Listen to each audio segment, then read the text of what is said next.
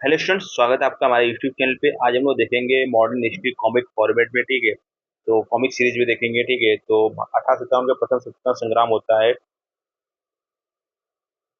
तो इसको प्रथम स्वतंत्रता संग्राम कहा जाता है। लॉर्ड डलहौजी मुख्य नीति के मुख्य कारण कहते हैं।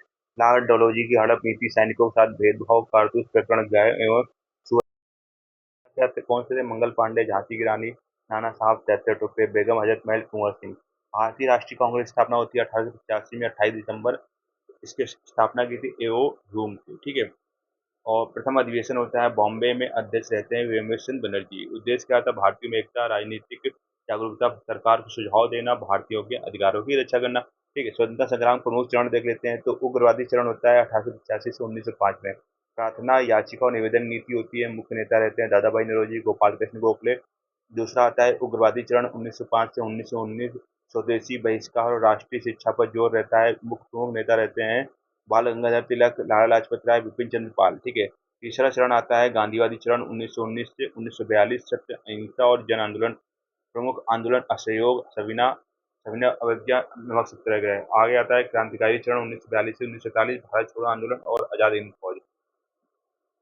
प्रमुख नेता थे सुभाष चंद्र बोस, भगत सिंह, आजाद। ठीक है, तो प्रमुख आंदोलन है 1905 में बंग भंग और स्वदेशी आंदोलन होता है। 1919 में जलियांवाला बाग हत्याकांड होता है। 1920 22 में असहयोग आंदोलन होता है। 1930 में नमक सत्याग्रह, दांडी मार्च होते हैं। ठीक है, 1932 में पूना पैक्ट होता है। 1942 में भारत छोड़ो आंदोलन होता है। 1947 से 15 अगस्त भारत आजाद हो जाता है। ठीक है, तो ये याद रखना है आपको, टाइम लाइन याद रखनी है। ठीक है, वंदे मातरम से स्वतंत्रता तक। वंदे मातरम है गीत बंकिम चंद्र चट्टोपाध्याय की बुक से लिया गया है।